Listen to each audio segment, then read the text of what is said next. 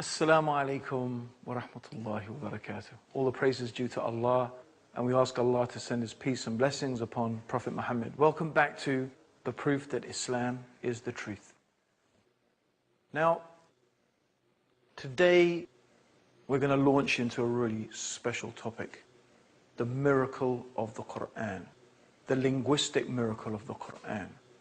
You see, the Prophet Muhammad sallallahu alaihi wasallam told us that every single messenger was sent with a convincing miracle. A miracle, when the people saw it and when they observed it, they knew in their hearts, even if they did not profess it with their tongues, they knew in their heart that this was the truth, that this man truly was a prophet of God. So for example, Moses was given the miracle of the parting of the Red Sea. And when Pharaoh saw it, and when the army of Pharaoh was crushed, he knew that Pharaoh was what he claimed to be. Now I believe, he said, in the God of Moses, the Bani Israel, the children of Israel. Jesus, he healed the sick. He cured the lepers. He gave sight to the blind. Even the dead were raised by the permission of God. These were the convincing miracles that were given to the prophets who came before.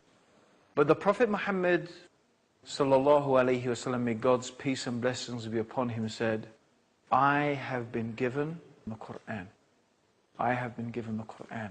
That is the convincing miracle of the Prophet. And he said, I hope that because of it, more people will enter my religion than any other prophet.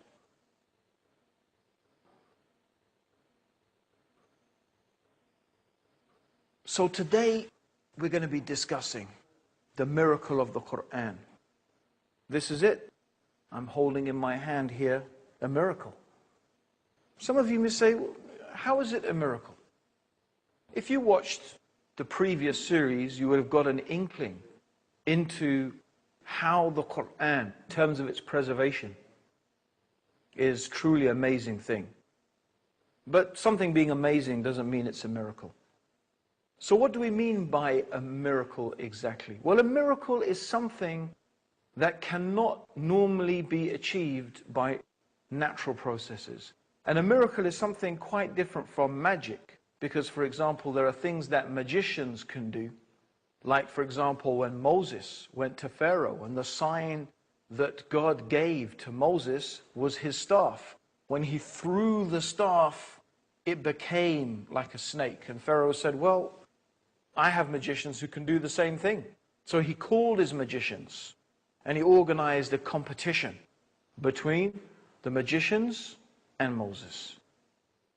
And so the magicians, they managed through their magic to deceive people into thinking that their staves were snakes. So they threw down their staves, and they did. They deceived the people into believing that these staves were snakes, and it seemed as if they were moving. But then, when Moses threw down his staff, it demolished the magic. And the magicians themselves realized that what had taken place was beyond what any magician could accomplish. These magicians were experts. Magic in Egypt at the time had reached a type of an art form. It had reached its peak. And they were in every stratum of society involved with aspects of magic. Even the Egyptian Book of the Dead is a type of magical incantation that is supposed to bring the dead pharaohs and the dead people back to life. But these magicians were astounded. They knew that this was beyond their art. This was beyond their craft. This was beyond their capabilities. What Moses had was from God, and they knew it. For them, it was a convincing miracle. Similarly, in the time of Jesus, the people were very skilled at the time in medicine, and the Jews were very proud of their abilities in the field of medicine. But yet, when Jesus came, giving sight to the blind and curing lepers, even the dead were brought back to life, they knew that this was beyond what any human being could do. This was something that was from God. So how can a book the Quran. How can this be a miracle on the same level as that? That's what we're going to be examining over the next 2 episodes of the proof that Islam is the truth. Because that's what we're trying to bring to you. The evidences that can convince any rational, sensible person that Islam is exactly what it claims to be. The divine revelation from Allah, the creator of the heavens and the earth, for the benefit and the guidance of all of mankind. Now, of course, what is noticeable is that each miracle is appropriate for each time and for each place. As I mentioned, you see, the miracle that was given to Moses when his staff became a snake and how it was able to destroy the magic of the magicians was suitable to Egypt at that time, because that was what they were impressed by. Similarly, in the time of Jesus, the doctors and the people who were expert in medicine were very impressed. They knew that compared to what their capabilities were at that time, there was no way that they could do those things. They knew that what Jesus had brought was something that was from God. So it was very suitable to that time, to that place. But the Quran is for all times. The Quran is until the Day of Judgment. And the miracle of the Quran is not just one miracle. Its aspect is miraculous in many, many different ways. And certainly, one of the miraculous aspects about the Quran are the statements in the Quran concerning the natural world, concerning things that normally is the realm of scientific investigation. Yet, the Quran contains information that no person could possibly have known 1,400 years ago. These are the scientific miracles of the Quran, because the Quran is guidance, the age of science, just as it was guidance for the age of the Prophet Muhammad, may God's peace and blessings be upon him. But our topic today is not the scientific miracles in the Quran. We're going to be dealing with that in some further episodes. Today, our topic is the linguistic miracle of the Quran. And in some ways, this is a historical investigation, although it is still something that is a challenge that stays until this day. Because the Arabic language is a living language. People still speak Arabic. People can still pick up the Quran who speak Arabic and read it and understand it and comprehend it, even though this book is 1,400 years old. You would be very hard-pressed. In fact, I don't even know if there is another book like this in the world today, or another language like this in the world today, that is so ancient, yet people still comprehend it and still people understand its language. So this is something very special about the Quran. But what we're going to be investigating is this linguistic miracle of the Quran, the challenge of the Quran that was laid down to the Arabs 1,400 years ago.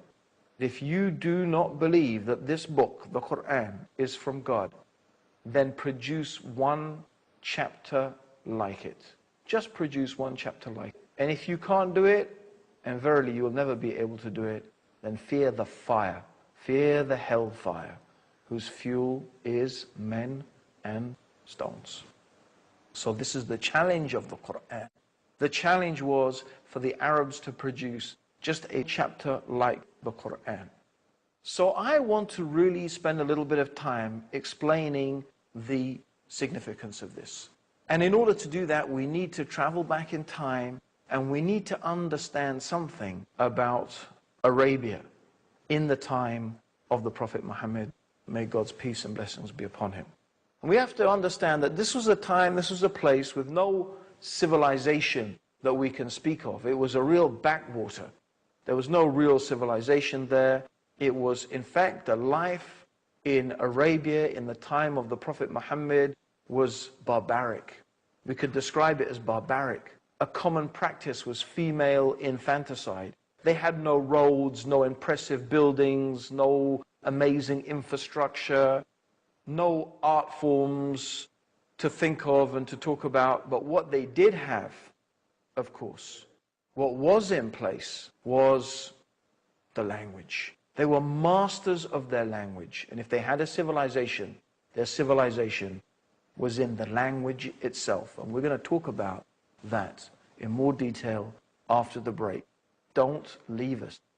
Stay with us for the proof that Islam is the truth, the linguistic miracle of the Quran.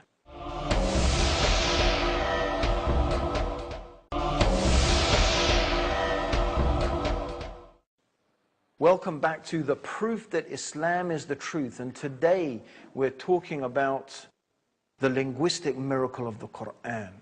And we were talking about how the Arabs had no civilization to speak of in terms of monuments and buildings, but they were extremely proud of their language. In fact, the word Arabs use for people who are not Arab is ajmi. And ajmi means someone who is dumb. It's like someone who can't speak. So they were really proud of their language. It was a pure language. It was a strong language. And they were masters of it. They were masters of the use of language. And they were very, very fond of poetry as well. In fact, they had a marketplace for poems, a marketplace for poetry. It was called Uhaz. And this is the context in which I need to place the revelation of the Word of God, the Quran. Because it's in this context that the challenge of the Quran is made. You see, the Prophet Muhammad, may God's peace and blessings be upon him, was not a literate man. He was not a man of letters. He was not known to be a poet or a narrator.